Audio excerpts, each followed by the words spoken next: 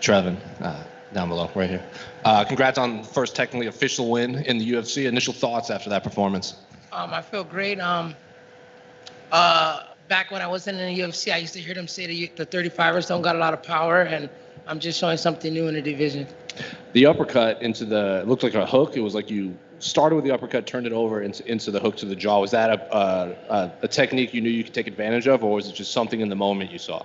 Yes, we knew he dipped his head a lot off his 1-2s, and we knew he threw a lot of 1-2s. So we knew we were gonna split the punch with the right uppercut. I guess everyone says it looks like a hook uppercut, but I think that was more like an uppercut, and we were gonna split his right hand with the straight right, left uppercut. So we're just training that all day. So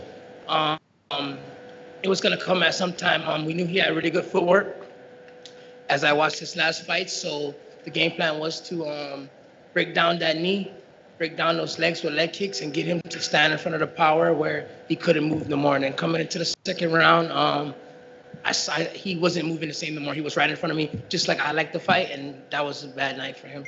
You obviously scouted him pretty well. Did he bring anything that you weren't expecting in there? No, I know he's gonna have grit. I'm a jiu-jitsu guy, actually.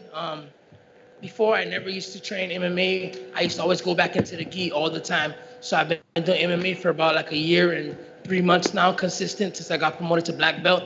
But I've been a black belt for 3 years, but I was still training jiu-jitsu. I finally got to put the gi down and focus on pure MMA. And one thing I took from the jiu-jitsu is your first match is always hard. They're so strong. So I transferred that to the first round. The first round, everyone's great. You have to watch out for everyone in the first round. They're all great. And the second round, you have to sit down, you have to reset, you have to think and analyze how that guy feels across, how I feel across, and some people get stronger and some people go down. And I noticed a lot of people are not the same fighter they are the first round, and I look to capitalize on those moments. Then moving forward, what do you want the rest of your 2021 to look like? More wins, man, more wins. Stay focused like I was so focused for this fight, and I just want to win. I hope I get that performance of the night because, I just want to get my grandma a house. If I get my grandma a house, I'm happy, and I can come out and keep putting on great fights for Dana White, you guys, and that's all I want, man. My grandma took me, my brothers and sisters in when we were young, when my mom passed away, and I just want to return the favor. I'm in a position now to be the first out of my brothers and sisters to return the favor. If I get her out of the little apartment, get her a house, my happiness goes through the roof, and I can come out here and fight unlimited for you guys. Did she watch the fight? I'm pretty sure they all watched the fight. I have family that flew in. I'm from Guam, but all my family, I'm born in New Orleans, so all my family stateside, and they never could go to any of my fights. But they were asking, is the UFC allowing fans? Is the UFC allowing fans? And unfortunately, they're not, but I still got like 3 to 4 family members that flew in, and they're waiting for me on a strip right now, so that's going to be nice to actually talk to my real family, and, But Guam, I have a lot of family, man. I built a lot of friendship. I started my MMA career in Guam, and I love my family over there, too. How many of your brothers and sisters lived with your grandmother? All of us. So when my mom passed away, I stayed with my dad, and my grandma did not want to break up my brothers and sisters. She knows how that was, so she took us all. She did not want to break us up, and she got us all from our other side of our parents and said, "Yeah, come in with me." And, life was hard after Katrina. Luckily, we ended up moving like right before Katrina. So when Katrina hit, there was no going back now. We ended up staying on Guam longer and longer. I was a senior in high school. I played all kinds of sports, football, rugby. And my grandma then finally decided to go back, and I decided to stay on Guam. I was like, I don't want to reset my high school. I was on a football team. I was a senior, and I'm like, I'm not going to reset. I'll stay here, Grandma. I decided to stay on Guam, finish my senior year. I did one adult football league, and then they invited me to do jiu-jitsu or come train MMA. And I turned pro really fast in MMA, and then I was able to take care of myself and not go put any stress on my grandma. I didn't want to go back and be the kid running around doing wild things, and my grandma has to chase me and whip me and do things like that. So I said, Trevin, you can pay your own bills now. You're doing good at this. Then you can stay here and take care of yourself. And I just stay in contact with my grandma. How many of you were in the small apartment together? 2 sisters, 1 brother, and my grandma.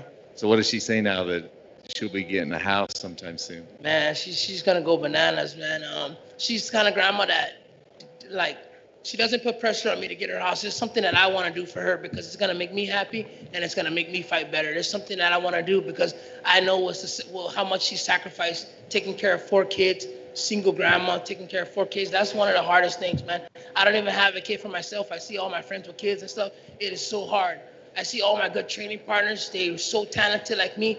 They can't even train and put in the work because they have kids and stuff. And, at the end of the day, they're blessed. But I can never do that to myself. I want to put myself in a good position, put my grandma in a good position first, and then I'll go into that life.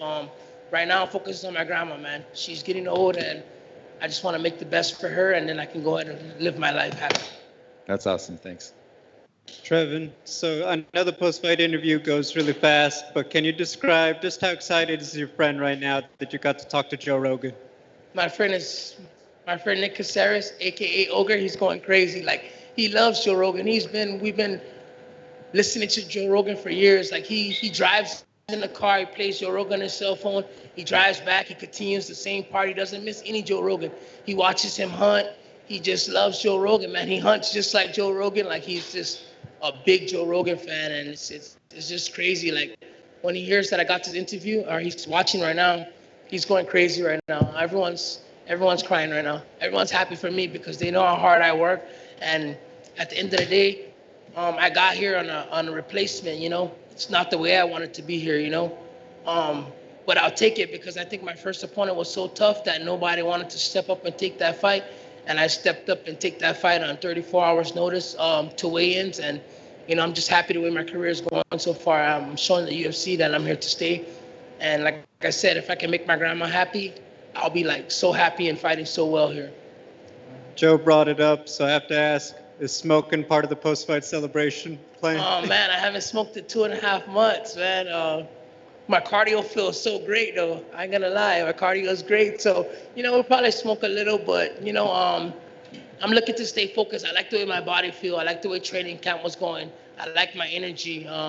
Everything was really, really nice. Honestly, I smoked so long that I never felt this great, and I felt great when I was smoking. But right now, my cardio just feels really great. Like, I wasn't breathing heavy in between rounds. Like, I feel great. Congrats, man. Thanks, guys. Appreciate it, guys. Thank you very much.